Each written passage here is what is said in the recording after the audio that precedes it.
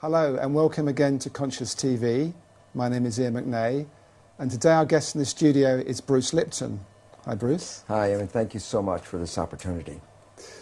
So Bruce has written a book which came out 5 years ago, Biology of Belief, which has sold really, really well. And he has a new book out fairly recently, which I had the talking book of, Spontaneous Evolution.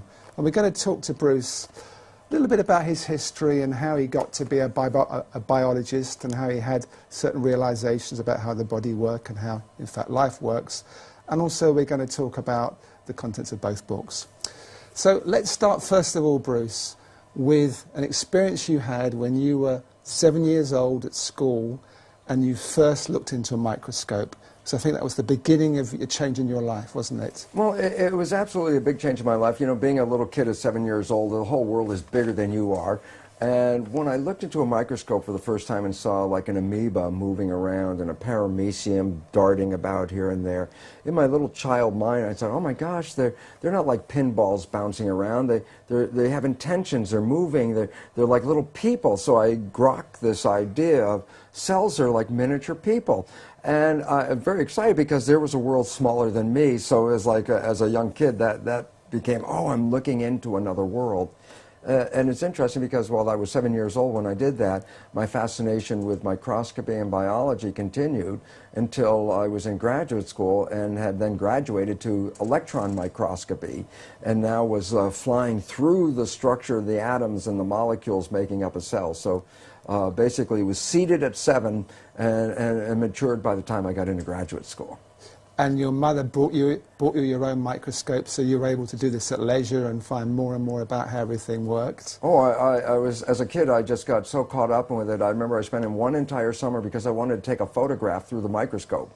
And I knew I could see it, but every time I held the camera up, I tried to do it. And it took me about a summer, and I finally, at the end of the summer, got a microscope after probably hundreds of dollars worth of photographic material. But it was like my persistence of I wanted to see and study these images in the microscope. So you eventually became a biologist. What did you actually learn then?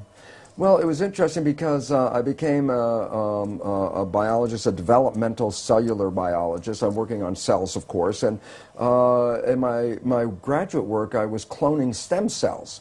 And it's interesting because a lot of people think stem cells are something brand new that just came into this world recently, and the fact was I was cloning stem cells back in 1967, 40 years ago. And the significance was, while I was doing this research, I was also teaching medical students. So I was teaching medical students the foundation of how cells work, the conventional story out of the textbook, genes control life, what we call the genetic determinism, the belief that genes control your traits, behavior, your physical characteristics, etc. And what my research revealed when I was studying the stem cells was this, very profound. I put one stem cell in a petri dish all by itself, and it would divide every 10 to 12 hours. So it'd be 2, 4, 8, 16 cells, 32 cells. After about 2 weeks, I have thousands of cells in the petri dish, but what was unique? They were all genetically identical. But then I did the experiment. The experiment was to take some cells out of the dish and put them into a separate dish with a different environment. Okay. And so the environment is the culture medium, but the culture medium to cells is like the world that we live in. It's got the air, the water, the food, all the things in it. So I take the cells out of my stem cell dish, put them in a separate dish with a different environment, and the cells form muscle. But then I went back to the same dish with genetically identical cells in it and took some cells out and put them in a different environment, and they form bone. And then I went back to the same dish with genetically identical cells and put them in a third petri dish with a different environment, and they formed fat cells. And there I was confronted with this reality. All the cells are genetically identical, but they had different fate, fat, muscle, bone. I said, simple question, what controls the fate of cells? And the answer is the environment. It was the only thing that was different because they were all genetically identical. So I started to really say, oh my goodness, here I am teaching genes control life to the medical students, and yet the cells were revealing to me that, hey, they all had the same genes, but it was the environment that I put them in, and so the environment controlled their life. And a very simple experiment that is very profound for us today is if I took my dish with plastic petri dish with cells in it and moved it from a healthy environment to a less than healthy environment, the cells get sick. And if I were a doctor of cells, you might say, well, what kind of drugs would you give these cells? And it turns out No, you don't give the cells any drugs. You just take the dish from the bad environment, put it back into a good environment, and the cells will innately, naturally come back to health again. So how did this realization impact you at the time? Because you were teaching something completely different. Yes. You did this experiment and you realized what you were teaching wasn't the full truth. Oh, absolutely. And then I had a problem with my colleagues because, first of all, they doubted my work, and then I brought them into the experiments, and I had them observe them, watch them, and they all said, wow, yeah, the environment controls the cells. But they wanted to marginalize it, so they would say, oh, that's an exception or an anomaly because we're teaching genetic control. It didn't fit the story. The net result, what it led me to do was I had tenure. I had tenure at the university. I walked out of the university and said, look, I can't keep my integrity and at the same time teach something I know was patently wrong. So I walked out because I saw that teaching the belief that genes control life was very, very incorrect. And it's very interesting because I did that in 1970. Now that's like 40 years ago. And guess what? The new science that is just coming into the forefront of our world today is something called epigenetic control. What I was teaching was genetic control by genes. The new science, which is now coming around, is called epigenetic control. And what that means, you understand the prefix epi means above. So you say epidermis, that means the layer above the dermis, skin. If I say epigenetic control, literally it says control above the genes. And this is the new science. And why is it profound? Because when you teach genetic control, you teach victimization. You didn't pick the genes as far as we know. The genes control your traits. You can't change the genes, so you become victimized by your heredity. And the new science, epigenetic control, reveals how your response to the environment, as you change your response to the environment, you change the fate of your cells, just like in the Petri dish. That makes you a master, because you're the one that has the opportunity to change your perception and response, so therefore you're the one that controls your genes. But it took you some time, didn't it, to actually incorporate that in your life? Because I know in the Biology of Belief, your book, you talk about you went through a very unhappy period. Yes. Your father was dying of cancer. You had a very messy divorce from your first wife, and you weren't happy. And you thought at that point that actually your genes did influence, and you had unhappy genes, and it took you some time to actually realize that in your life you could change things. Yeah, it was very interesting because, again, I was still coming from the programs of my own deep beliefs, which I got from childhood on, about genetic control. And yet, it was funny because I was at that point also going out and beginning to talk to people about this new science, about if you understand what I'm talking about, you can create this fabulous life.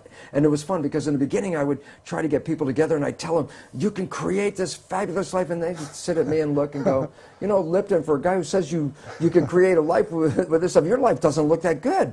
And essentially I almost said, fortunately I didn't say the words, but I essentially said, well, do as I say, not as I do. And that was the opening point that said, oh my God, I can't just talk about the academics of the new science. To make it work, you actually have to apply the principles of the new science. And that was a change point in my life where I said, well, I'm not going to lecture on this unless I verify to myself that by influencing my personal beliefs and attitudes and things that I can change my biology. And it was wonderful because it only took just a short time to realize how I manifest profound changes in my life by taking in the understanding that how I see the world, my perceptions, control not just my internal biology and my genetics and behavior, but it controls how I create in the world around me. So I went from a world of almost self-destruction into this world of more mastery. And the most exciting thing is I found since that time that I absolutely live in heaven because I've created a life. Let's look at practically how you did that, just so people pick up a few clues. Okay. Well, the first thing is this. The work showed that your mind's perception of the world changes your biology, the chemistry of your body, which changes your cells. And I said, okay, so if you control how your mind operates, then you can control your chemistry. But then here's where the problem comes from. There's two parts to the mind. The conscious mind, which has your personal identity, your spirit, your source attached with it, is a creative mind. The conscious mind can see into the future, can review the past, solve problems. The subconscious mind, the other mind, is more of a habit mind. That's when you learn how to do something, and once you learn how to do it, you don't have to think about it, it's automatic. Well, most of us walk around in the world thinking that we're running our lives with our creative mind. And I'd say, Emmett, what do you want out of your life? And you would say, oh, I want to be healthy, I want to have great relationships. And then you try to say, I'm running my life with these beliefs. But science has now revealed that we only run our lives with our conscious mind at most about 5% of the time. So we're running on these subconscious programs. 95% of the time. Okay. And then the issue is, so where'd you get the fundamental programs that you operate from? And here's the thing I learned is that it's in the first 6 years of our lives that the brain is in a functional state, an EEG state, the electrical activity, that is not even in consciousness. A child doesn't even reach conscious brain function until about 6. So the first 6 years of your life, your brain function is lower frequency. It's called theta, which is like a hypnagogic trance, a hypnosis. So the first 6 years of your life, you're like a television camera, recording everything around you, everything you observe, just going in from your observations into your programming. So we acquire beliefs and attitudes and behaviors, not from ourselves, but from our parents and our family and our community. These become the fundamental beliefs. A very interesting point. The Jesuits were very proud. They would say, give me a child until it's 6 or 7 and it will belong to the church for the rest of its life. What they were saying was what they knew, which science is now finding out. The first 6 years are programming. Yes. And whatever program you get, that will be the rest of your life. So that's why they said, just give me the first 6 years. And it turns out they were precise. The first 6 years is download a program, and that's when you get your behaviors from those around you. So you were able, by realizing this, to then look at how you were living your life on a practical level and say, I am not going to be governed by these pre-programs. I am going to live my life in a more conscious way. Am I oversimplifying this? Yeah, that's a fundamental statement of how it works, but it's not as easy as, I've just changed my thinking about it. It's like, well, because as the thinking is not that much in our control. The brain is operating, as I said, 95% from the subconscious. But how did you actually then get results in a relatively short space of time? Well, the first thing, how does the subconscious learn? And that's a very critical thing.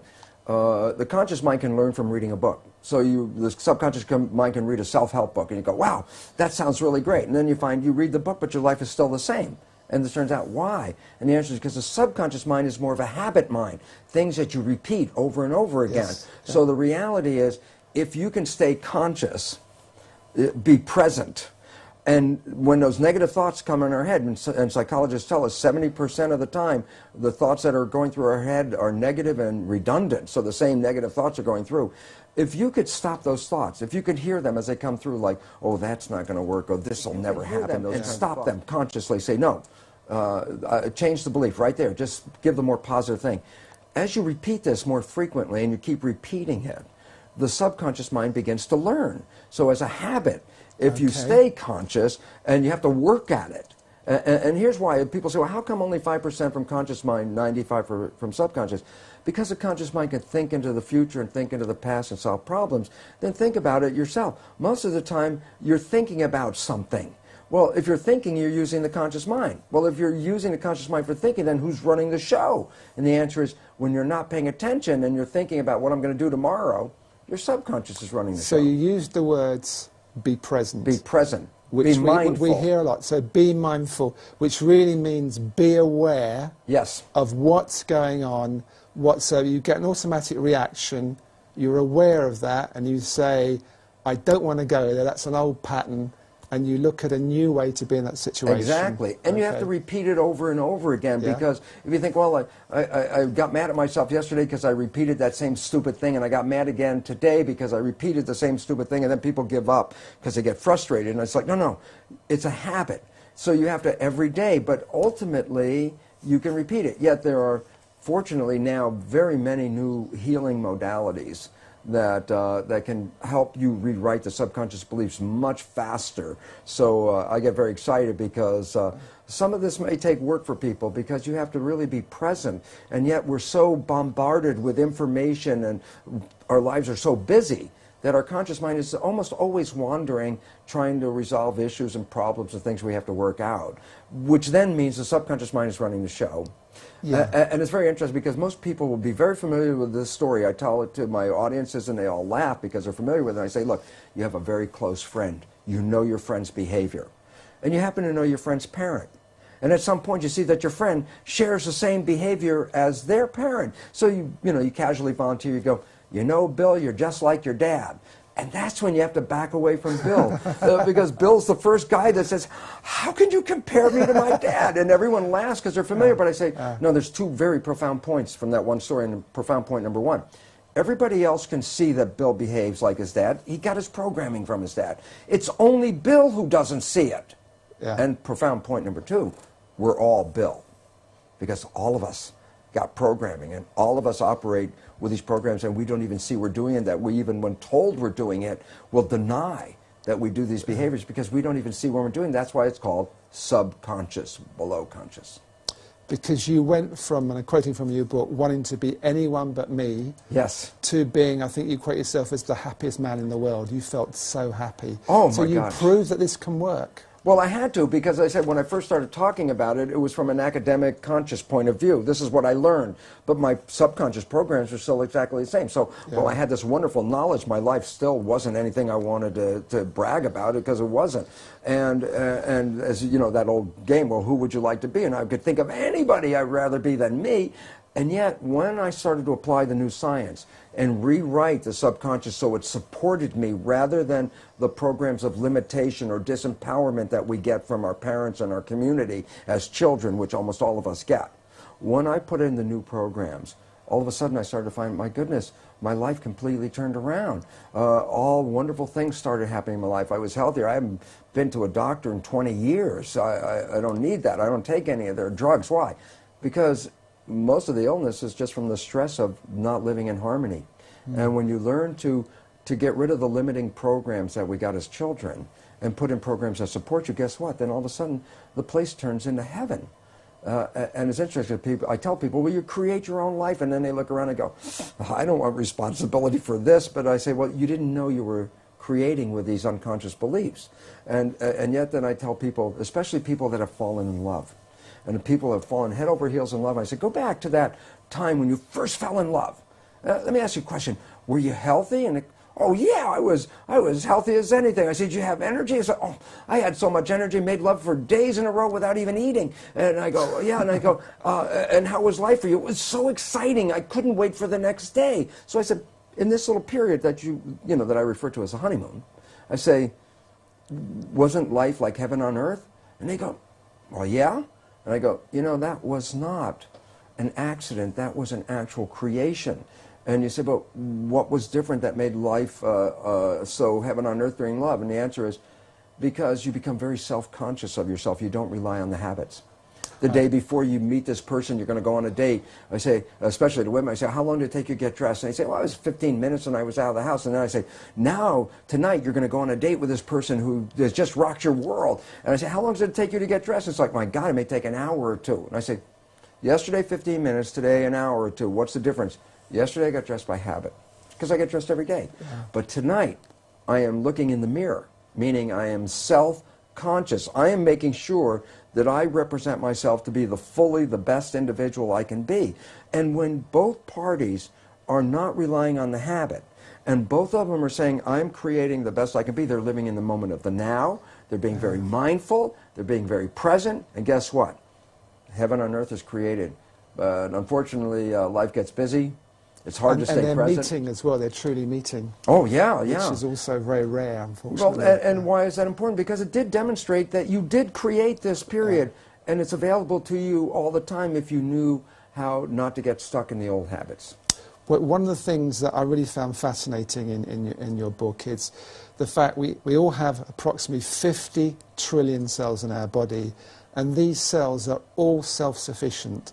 They have their own memory, they have their own immune system, and in fact you also go on to say that for 2.75 billion years there was only one-celled organisms alive on the planet. Yeah, and the nature is, as the single cell evolved to be the most intelligent it could be, it ran into a physical limitation because intelligence is physically tied up with the membrane or skin of the cell. You can only have so much membrane. So evolution apparently stopped. It was like 2.5 billion years, just a single-cell organism. Then it said, well, how can you have more evolution? The answer is cells decided to come together in community, because when cells come into community, they share awareness. So there's more awareness with 10 cells than there is with 1 cell. And there's more awareness with 1 million or 1 billion or 1 trillion. So when you look at a human being, while we see ourselves as single entities, the truth is we are made out of 50 trillion amoeba-like cells. And so our body is this giant community. And what makes it very exciting, as you mentioned, is, well, in my own work with cloning cells, I can take a cell out of your body and it could live outside of you. Why? It has its own intelligence. It has essentially every function in your body is present in a cell. So my 7-year-old vision manifests to be true when I got older, to realize cells are miniature people. And then you say, well, what about happens in the human body? And I go, this is where the issue comes in, is because you have 50 trillion cells living in community, but your mind is the government. When a government works in harmony with the people, then the people thrive and the community is in good health and grows. But when a government is not really supportive or not working in harmony with a community, then the government could cause the nature of that community to fall apart, or even lead to the end of the community. Well, that's what we're finding out. Our mind is the government. And when we entertain harmony and the right living in balance with nature and with each other, then we provide our 50 trillion cells with very life-supporting information and chemistry. So harmony means giving the body good food? Yes. Not being stressed out? Absolutely. Living in a happy environment? Yes. Basically it says, it's as I said, when I had my petri dish of cells, if I put it from a healthy environment to a bad environment, the cells got sick. But you didn't have to give them drugs. But all you did is take the dish from the bad environment and put it in a good environment. And the joke which I like to tell people is, well, this happens in a plastic petri dish, but guess what?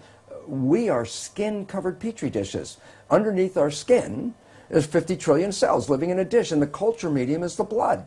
And so when I change the culture medium in a plastic dish, I change the fate of the cells. And I say, well, then what controls the culture medium? My blood, the chemistry. And the answer is, my thoughts influence my brain, and the brain releases chemistry that matches my thoughts. So when I'm in stress or I'm afraid of the world, I release different chemistry into the blood than if I open up my eyes and I find myself in love. I release completely different chemistry. And it's like, well, all I have to ask an individual is, how do you feel when you're in total love, or how do you feel when you're in fear? And the answer is, well, I feel totally different. And guess what?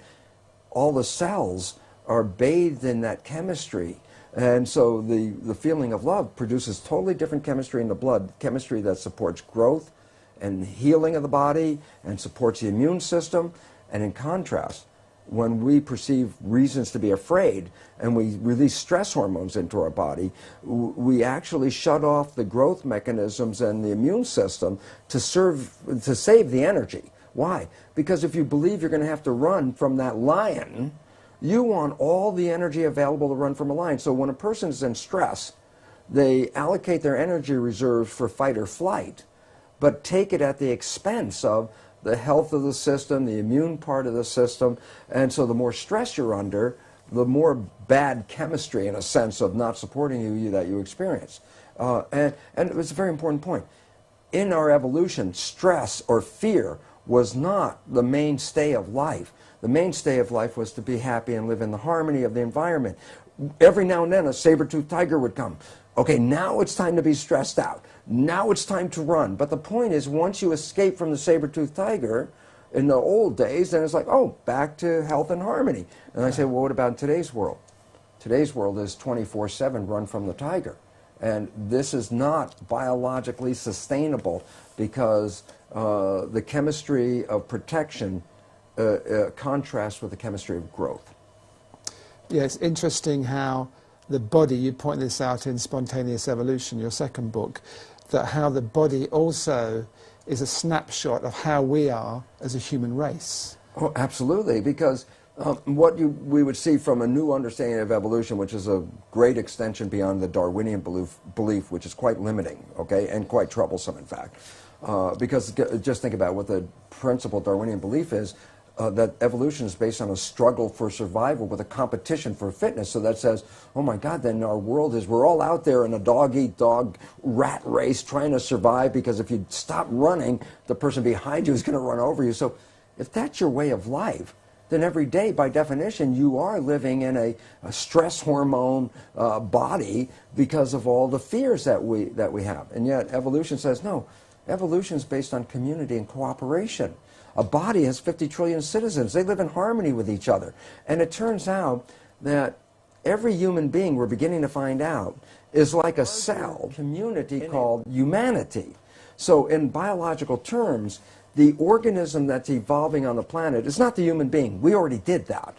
The organism that's evolving is the superorganism called human civilization. And right now, humans are fighting each other and killing each other. And if I say, well, what would that look like inside the body if the cells fight each other and kill each other? And I say, oh, well, that's called autoimmune disease, self-destruction. And autoimmune disease can kill you from the inside. And that's on the increase, isn't it? Oh, absolutely, because our biological lives are complements to the environment. Yeah. The more stress and more violence on the outside, the more that's taken inside in biology and converted to disruption and disharmony of your own cellular internal community. So what can we then do as a human race? Maybe it's an obvious question, but here we are. We represent, in a way, the 50 trillion cells that are in our own bodies on a bigger scale. And here we are. We see the intelligent ones, the ones that are really looking, are seeing what happens inside their own body. They're seeing what happens on the outside. But, as you mentioned again, in spontaneous evolution, there's also the consensus reality. Yes. And even though individual people can see what's happening, what can they actually do when there's this whole other, I suppose, stronger force playing its part? Well, you're right. I mean, it's a stronger force because everybody's mind is like a tuning fork, because actually you can read brain activity from outside your head with a new thing called magnetoencephalograph. Most people are familiar with electroencephalograph, put wires on your head and read your brain function. Okay, yeah. The new one, magnetoencephalograph, they put a probe out here, and they can read your brain function from outside. Well, it's a very important point. He says, well, if you're reading my brain function from outside, then what am I doing? I must be broadcasting my brain function. So all of us are like tuning forks. But if we're all out of tune, then there's a tendency for even a tuning fork that tries to stay in tune will be pushed out of tune by something we call entrainment. And the issue is, how can you survive in this world? And the answer is you must essentially detach yourself from this field around you, not be taken in by the stories, not buy into the fear, not to buy into the threats on our existence, and start to recognize, look, we are creating these lives. If you buy other people's creation, then you manifest what they're creating. If you want what you want, then you have to not get engaged. And the more conscious you become, the less you are affected by the outside fields. And so this rising consciousness that we're seeing is the evolution of humanity to rise above the noise of the background and recognize you're the creator, just like we talked about. If you can create a honeymoon for yourself while you're in love, and everyone started to create a honeymoon for themselves, then all of a sudden the concept of war and violence would disappear, because if everybody's in love and everybody's in harmony and everybody's so excited by being here, then the competition and violence that we live by because of today's beliefs would disappear. And the reality is, we are moving in that direction right now. Day by day, more people are taking back the power of saying, I'm not buying your belief. You have to be consciously stand apart, don't you? And Yes. say, I'm not going to be part of this. Right. And it's interesting because a lot of people say, well, I'm going to go in there and fight that system. And I go, you know, that's not really good either, because if you're fighting the system, then you're contributing energy, whether it's pro or con, to that system. The way to fight the system is not to be part of the system. And it's fun because I talked to some British people I know, and I forgot what they were called, but they were people who are somewhat living all through England, but nobody knows where they are or who they are. They're sort of out there, and they're having this life independent of the government even knowing who they are. And it's like some level, we all have to start doing that. But when we do that, then we'll find there's more of us than the other ones. And then all of us who are on the outside of the system actually become the new system. So it becomes this critical point where things start to shift, you feel? Yeah, and I think we're really approaching that with 2012, and I think that is a very auspicious beginning, because it's not a mystical thing. It's really a change in the energy fields of the earth because the Earth is changing its position in relationship to the Milky Way. So basically, the energy that comes from all the stars and the sun especially influence who we are. When we change our positions in the relationship to the field, we change our response because we evolved in the field of energy, and when the field of energy changes, so do we.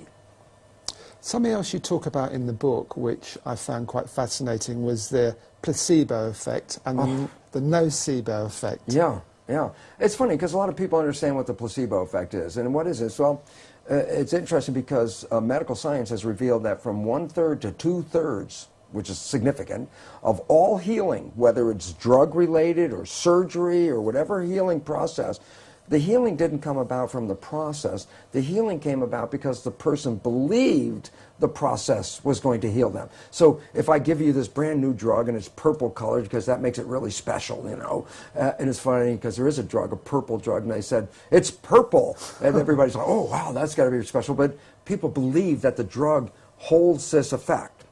And you give a person this drug, and all of a sudden they heal themselves and they say, yeah, the drug did it. And then you tell them later, but it was just a sugar pill. That healing didn't come from the drug. It came from the belief in the drug. So the belief in healing is what heals you. It comes back to the mind again, doesn't it? Yeah, it's again the power of belief. In this case, it's a very positive belief that this procedure, drug, or whatever is going to heal me. But what people haven't talked about, because everyone knows about the placebo effect, is that the placebo effect is based on a positive thinking. What is the consequence of negative thinking? Well, science has a term for it, but it hasn't really come out in the public. It's called the nocebo effect. And the nocebo effect has been revealed by science that a negative thought can not only make you ill, but a negative thought could also kill you. You can be scared to death in a real sense, okay? And why is that important? Because it turns out it's not just the positive thought of a placebo that's influential. The negative thought works the same way with the same power but in the opposite direction. So basically it's not placebo, nocebo. It comes down simply this. It's the power of thought. And a positive thought will move you in a healing direction, and a negative thought will move you into an illness direction. But before I get off that topic, I don't want people to go out there in the audience and go, one of those positive thinking kind of guys. And it's like, it's more than just positive thinking. It's a commitment and an intention of positive thinking. It also really needs the support of your subconscious belief. Because if your subconscious belief is going, oh, that new age weirdo stuff, if that's what your subconscious is programmed to believe, and yet your conscious mind is the one that says, I will think positive thoughts, and I go back to the data. Only 5% of your life is coming from the conscious mind. So if you're only entertaining a positive thought with your conscious mind, you're only contributing 5% of that to your life. 95% of your life is still coming from the subconscious. And if the subconscious doesn't hold those beliefs, then you're actually fighting yourself and not likely to realize the expression of a positive thought. So let's look at this again practically. So someone's not feeling well, they've got, I don't know, they've got the flu, or they've got something wrong with their stomach or something. What should they practically do? They should presumably go to the doctor and get a diagnosis. Would you go along with that? I'm just trying to see where this goes in day-to-day life. Well, I wouldn't say don't go to a doctor, but I say before you go to a doctor, just look around and think about this. What's going on in your life? Where are the stresses coming from? Because it's almost your physiological expression is a complement to your life experiences. Those people that are happy are healthy. As I said, when you're in the honeymoon, you didn't get sick in the honeymoon. That's when you're absolutely healthy. But when you got caught back up into real life, that's when illnesses start to occur. So we always look at, oh, I must be sick, there must be something wrong with my biology, when it turns out it didn't begin with your biology. Only about 2% of illness is actually connected to genetics, let's say. 98% of illness is not just genetics, it's environment. So when a person says, oh, I have the breast cancer gene, and people think, oh, I'm going to get breast cancer. And I say, well, wait. 50% of women that have the breast cancer gene get cancer. What about the 50% that have the gene and didn't get the cancer? And we never study that side. We only study the side that got the cancer. And you find out, well, what is it that the 50% do that don't have the cancer yet have the gene? What's different? The answer is their lifestyle is different. Their stresses, their fears, their concerns are not the same as the one that get the illness. The genes are like give you a propensity to get a disease, but that propensity is based on how you perceive life. And it's interesting, studies show that when children get adopted into a cancer family, the adopted child will get the cancer with the same percentage or probability as any of the natural sibling. And you say, but yeah, but the child came from totally different genetic stock. And the point is, yes, it wasn't the genes that promoted the cancer, it was the lifestyle that promoted the cancer, especially the lifestyle of stress. And then I say, well, if stress is causing lifestyle, and I look around at the world and I go, my God, no wonder everybody's sick. Every day is filled with more stress than the day before. And if you buy into the stress, you take that disharmonious vibration, essentially, bring it into your life, and you end up with disharmony inside your body. Your life is a reflection of what you see. Yeah, it's a question of going back a few steps. That's what I'm hearing. And just looking to see, well, I'm not feeling well, and I had the same thing last year. What's behind that? Am I happy in my life? What is emotionally happening? Absolutely. What is happening physically? Am I doing the right things to support my body? Absolutely. It's a fundamental look, isn't it? I don't want to say don't go to the doctor, so I'll go back just 20 years ago, the last time I went to a doctor. Okay. I went to a doctor because I had pneumonia. And I said to myself, well, yeah, I can see why. At that moment in my life, there was so much stress going on in my life that I could see I had opened my system up to that. But then I also realized, okay, well, I can, handle this with my consciousness. But then I realized the bacteria were doubling and they're growing faster than I can handle my consciousness. So I said, okay, now's the time for some penicillin. But the concept of it was, I don't rely on the penicillin, and all I had to say was, look, I get back on my feet and I go, it was my responsibility. And if I don't get into that same stressful situation again, then I won't have to go through this again. And it's been 20 years. So it's intelligent learning, isn't it? Yes. Don't discard the element of medicine until your consciousness gets high. And the fact is, when people have lower consciousness, because they're not strong enough in their consciousness to really manifest everything they want, they really need to take care of themselves more. Eat better, better nutrition, do more exercises, do these things to add to your health. But the surprising thing is, if you get more and more and more conscious, there's a point where you get so conscious, then you become like the person we refer to as Jesus, who does all these miracles. And what did Jesus say about the miracles? He said, you could do these better than I can do them, but you don't believe. And that is the absolute truth. Because when you fully have control of your consciousness, you do create the miracles. The miracles of spontaneous remission, for example, a person terminally ill who all of a sudden says, I'm not buying this. I'm going to change my vision of life. And the moment they change their perception, they have what's called a spontaneous remission. Again, that would be called a miracle, but what was it? Taking full control of consciousness and manifesting a life of being fully conscious and present and seeing what brings harmony into your life and avoiding or eliminating as best you can any of the disharmony that exists on the outside, because disharmony will make disharmony inside.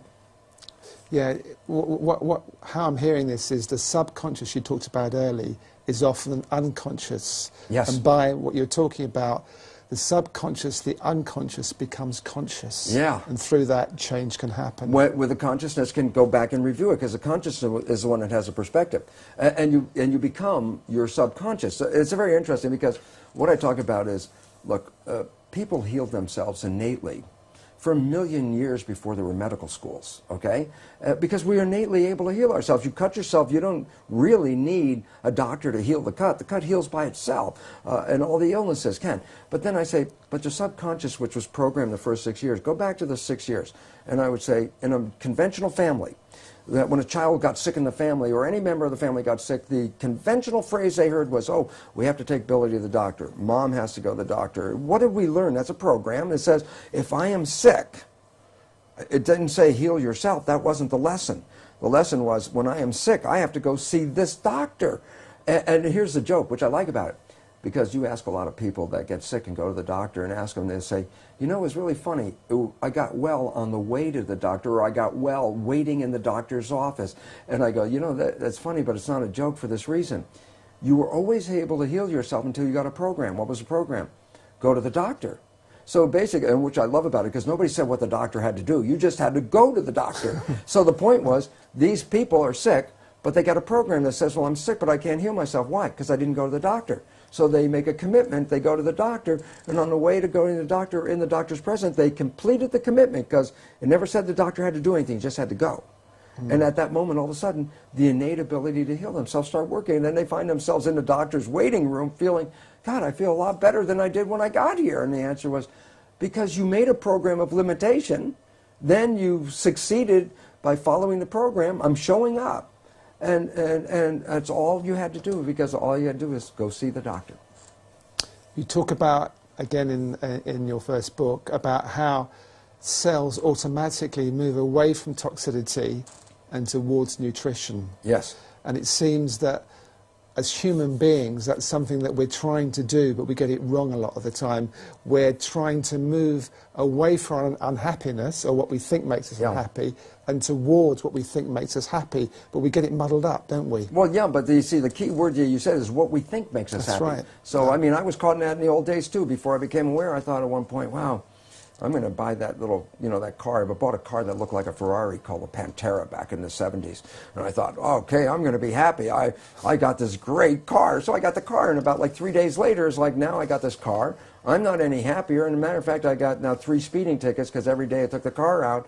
Of course, I couldn't go 30 miles an hour with it. So every day, it was like the car became a burden to me. And it was all of a sudden, so, well, that whole program that Ferrari is going to make you happy, that was a misprogram. It wasn't the car that makes you happy. And I started to find out it wasn't the material things that make you happy. What makes you happy? Love makes you happy. Good food will make you happy. Harmony in your environment makes you happy. These things are, harmony in your environment, where's the price tag on that one, Basically, having a relationship with somebody that supports you and fulfills you, where's the price tag? We always thought that, money gives you happiness, so we had all those billions of people out there every day running in the streets. How much money can I make? Because if I get enough money, I'm going to be happy. And then you find out even people with the most money are not happy. And programming was wrong. If we were programmed to seek out companionship and community and love, that's where you make us happy. Change the whole game. But it's almost as if we have to go through a process of finding certain things don't work to find out what does work for us. Well, that's true, but then the question is this: how many people go through the process, find it doesn't work, and then repeat the process and it doesn't work again? It's like, oh yeah, I've been married 4 times, somebody was saying. It's like, God, they repeated the same error already 3 times with the ideas. Do you think by the 4th time maybe you could learn that whatever pattern you played 3 times in a row will probably play itself again until you change, not your partner? You keep bringing in the same partner with different colored hair and a different name, but you brought that person in and you play the same game over again. The question is, can you learn? The answer is you can, but do many people learn? The answer is no, because they keep thinking that it's just my fate. That's just the way life is. But their subconscious still remains unconscious. That's the problem. The key, Until you change the subconscious program, the subconscious is a habitual mind. It's a habit. Yeah. Until you change the habit, you will replay the habit. That's why it's called a habit. So you keep replaying the same program. It's not, you keep, it's like a definition of insanity is the idea of keep doing the same thing and expect something different to happen. The fact is, no, that's insane. Why? You keep doing the same thing, you're going to get the same thing. And if the habit mind is giving us a story, then the answer says, well, how do I change it? And the answer is change the subconscious mind, because that's where the habits are that we got from other people. Again, this is most important. The fundamental habits in subconscious mind came from other people, and that's why they rarely match what you want in your conscious mind, which is you, and you create those programs. And yet the fundamental programs of subconscious were downloaded during that first 6 years of our development. At the beginning of the book, you have a dedication which I really like, which I wrote out. You dedicate it to Gaia, the mother of us all. May she forgive us our trespass. And I think there's a lot of wisdom in that quote. Well, when I finally started to realize a very simple truth, it was like an old spiritual word, but I now understand the biological connotation of it, that we were made in the image of the environment. And so we are complements to the environment. And yet what we have done is, without being aware that our biology is dependent on the environment, that we have systematically undermined, destroyed Mother Nature and Gaia. And in the process, now we're finding we are threatened with our own extinction. And the fact is, well, we didn't know what we were doing. But the question is, will Gaia allow us to come back? And the answer is absolutely. Because just as much as a person can come back from the edge of death with something called the spontaneous remission, even though science has already recognized we are facing our extinction, so we could say that we're a terminal patient, humanity is a terminal patient, the concept of changing our belief system will allow the garden to come right back to fullness again. So we are in a learning stage to remove ourselves from the beliefs of our current civilization, which undermine not just the humans, but the environment that we're in. And the problem is, we were created as a complement to a certain environment. Since we are destroying that environment, then we are no longer complements to an environment. Then we don't fit by definition. And that is why scientists recognize we are facing our extinction. So I like to apologize to nature, saying, geez, I'm really sorry, we didn't get it, but we're learning. And more people, especially the younger people, very importantly, are recognizing you cannot destroy this environment and survive. And that we must pull together and honor Gaia, the mother of us all. Because by returning our love back to Gaia, Gaia will give us back the love and the life that we can have on this planet. Absolutely. Something you look at in spontaneous evolution too is how science and spirituality are coming together. They used to be very separate. There used to be absolutely. The scientific world, which was very factual driven, and that's that, and you couldn't change it. And spirituality was trying to open up things, but they really are meeting now, aren't they? Yeah, it was interesting because the spiritual world of religion was talking about the invisible moving forces that shape the physical reality, and we call them spirit. And then science only came into existence because it made a detente with the church. In the very early days of science, it said, look, we won't tread on your invisible spiritual domain. We will just study the physical world. And when Newton was able to predict the movements of the planet by just looking at the physical features, then scientists got the ideas, well, if you can understand how the universe operates by just studying the material world, we don't need that invisible stuff. But in 1925, Newtonian physics was incorporated, subsumed by a bigger physics called quantum physics. And quantum physics emphasizes the universe is made out of energy, it's not made out of matter. And then I say, well, what does the quantum physicists call this energy that the universe is made out of? And I say, well, they call it the field. I say, what's the definition of the field? I love this. Invisible moving forces that influence the physical world. I go, my goodness, that's the same definition as spiritual that's used for spirit. And I go, yes, quantum physics emphasizing the invisible field as primary to the physical world is essentially reiterating the statement of the spiritual people who talked about the invisible forces shaping our physical existence. And so, by definition, science, the new science of quantum physics, is bringing us back into alignment with the spiritual reality. Hopefully, the dogmatic beliefs of the church, which had talked about these wonderful terms but didn't allow us to live there, and science, which is still stuck in its material plane, will both divest themselves of their dogma and allow us to come together and recognize that we're all part of that invisible field, that we don't even live in our own bodies, if you understand the nature of how the cell works, that we are part of the field being downloaded into our body, that we're all, by definition, the field, or we're all spiritual, same definition. And if we recognize this, the unity of it, and that you cannot be taken out of the field, and you cannot be, in a sense, punished by the field, you are the field, then maybe the beliefs, those very restrictive beliefs from both science and from the dogmatic religion, will disappear, because the people owning their own spirituality, owning their own responsibility, and not saying, oh, it's spirits that did this or things, other factors, that we are the creators, will generate a new world. Because what I firmly believe is very simple. Go out and talk to the average person anywhere in the world and say, if you could create a world, what would you like? Well, I'd like a world where there's peace and harmony, and I'd like some food and a job. And I go, isn't it amazing how everywhere you go in the world, virtually the entire population has the same belief? And I go, then how come we don't have it? And the answer is because the leadership isn't exercising that belief. So I trust the people to take over the leadership of this world, and that the structure that is actually in a state of collapse.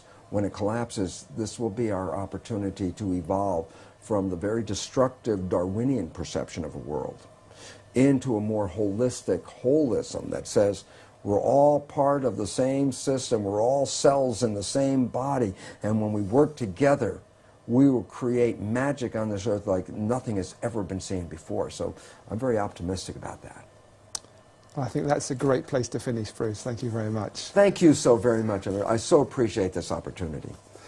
And I just want to do a little plug here for Bruce's 2 books, Belief of Biology, Biology of Belief rather, and Spontaneous Evolution, which I had as a talking book, which I really enjoy listening to in the car. So thank you, Bruce Lipton, and thank you for watching Conscious TV. Hope we see you again soon. Goodbye.